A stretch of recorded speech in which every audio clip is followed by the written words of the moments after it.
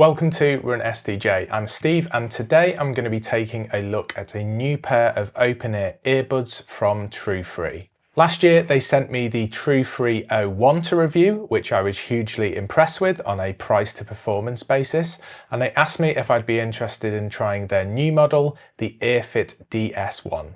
So for full disclosure, TrueFree sent me these headphones to review, so I didn't buy them myself, but they haven't had any say on what goes in this review or have had any advance warning of it before it gets published, so all the opinions in this review are mine and based on my experience using them. So let's get started. Firstly, what are open-ear earbuds? Well, if you don't know, this is one of the newest style of earbuds on the market, which has been around for a few years now. Earphones of this style don't block your ear canal with ear tips, and this means there is natural transparency with them, being able to hear your surroundings, such as traffic noise, while still being able to hear the audio from the earbuds. This makes them an attractive option for runners like me, who don't want to completely block out the noise of the outside world when running for safety reasons. There are a couple of advantages of this technology over the older and well-established bone conducting technology favoured by runners and popularised by companies like Shokz, and that is the much smaller form factor and pocketability of them, as well as the increase in audio quality that comes from air conduction rather than bone conduction. In the box, you get the earbuds in their charging case, a charging cable and an optional little detachable neckband to connect both the earbuds together if you wanted to do that. The case for the Earfit DS1 actually feels really nice. It has a textured surface which actually makes it feel quite premium. It has a digital display on the front telling you the battery percentage charge of the case along with charging indicators for each earbud. Compared to the TrueFree O1s that I reviewed last year, this charging case is much smaller and definitely more pocketable, and the LCD display feels like a bit of an upgrade on the O1's 3 little battery light indicator dots. The charging case weighs 77 grams with the earbuds inside. That compares to 107 grams of the O1's case, so a pretty significant weight saving on last year's model. And just for some competitor comparison, the 77 grams is exactly the same weight as the Shokz OpenFit case and earbuds. TrueFree claim the DS1s have about 10 hours of playtime, growing to a total of 40 hours including the charge case, and while I haven't been counting my minute by minute usage, I've been using these for about 4 weeks now on all of my runs and some more casual use, and I still haven't had to recharge them. Inside the case are the DS1 earbuds themselves, which to me look and feel more premium than the O1s from last year, which were a little bit big and plasticky. They have a bit more of the vibe of the Shokz OpenFit with their more sleeker profile compared to the O1s. These have a flexible over-ear wire and have touch controls, so there are no physical buttons. The charge case also has a couple of silicone ear tips attached to some stumps on top of the case, which I haven't seen before. This seems like a well thought out design so that you don't lose them, but interestingly, this is also the first pair of open-ear earbuds I've seen that also have ear tips. The ones that come already attached to the buds, I think are just there for comfort around the speaker, but the ones that you can swap them for, which have a bit more of a cone-like shape, I think act to more direct the sound towards the ear canal because they don't actually sit in the ear canal like a typical silicone ear tip would. What I really liked about last year's O1s was how much customization the TrueFree app gives you over things like EQ, and setting the touch controls to your own tastes, and that is still true here with the DS1s. You can alter what a single tap, a double tap and a triple tap does, as well as a long press on each earbud.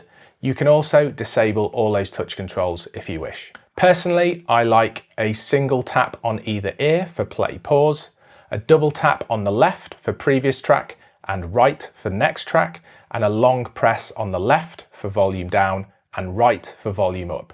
I leave triple tap unmapped. You get the choice of 9 EQ presets as well as having the ability to set your own. It also has a find earbud mode in the app where it will play an alarm from the earbud if you have lost it to try and help you find it.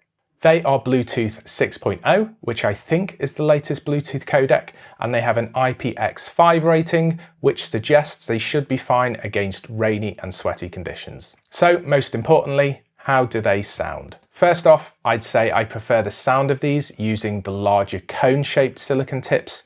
I do think they project the sound more into your ear than the smaller ones that come attached to the DS1s out of the box. Listening to them using the TrueFree Classic EQ setting, they do sound pretty similar to the O1s that I reviewed last year. There is decent sound quality with highs, mids and lows all audible. They definitely sound better than purely bone conducting earphones with a far more high fidelity quality of sound than you get with bone conduction alone.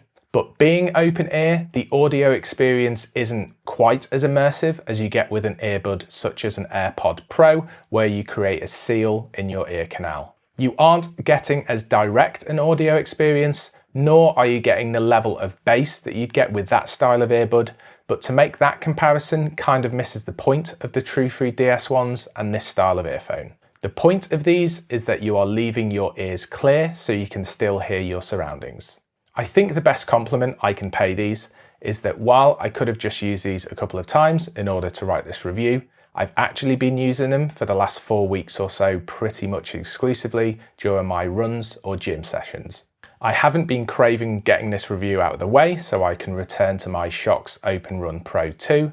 I've taken these to the gym and used them during workouts where there is other music being played out loud in the gym, and they've managed to tune out that distraction so I can listen to my own music. Out on runs, and these have been out on a lot of runs with me so far, I've listened to a wide range of things from podcasts to dance music, rock music, and more chilled out singer-songwritery type stuff, and they've handled everything really well. For me, they get plenty loud, but I've had them at around 60 or 70% volume when listening to music and a little bit louder for podcasts, and I've been able to hear the audio clearly and still been very aware of my surroundings. Away from being active, I wore these for about a 5-hour stretch while doing some house chores, including mowing the lawn with a petrol mower, and surprisingly, I could still hear the music I was playing pretty clearly.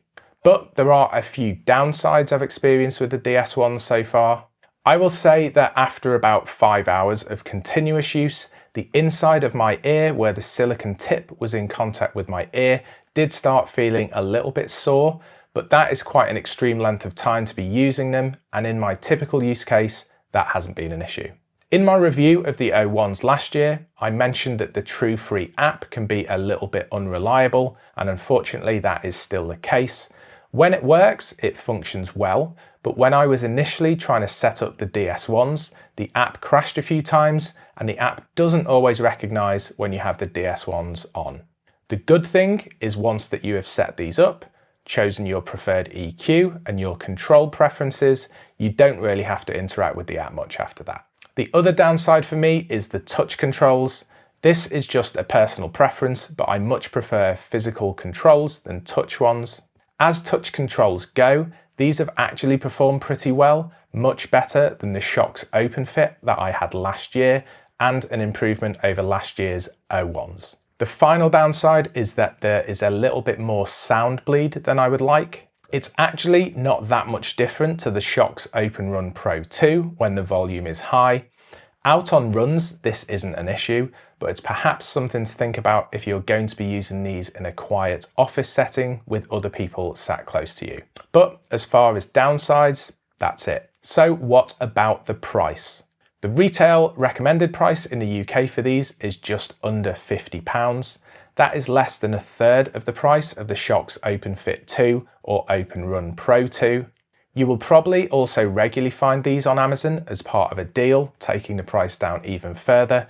At the time of filming, these are on a deal for under £30. For that money, if you were looking for a new pair of earphones for active use and didn't want to break the bank, these are a solid recommendation from me. So that's it. Thanks for watching. Remember to like and subscribe to my channel for more active reviews and running content, and I'll see you next time.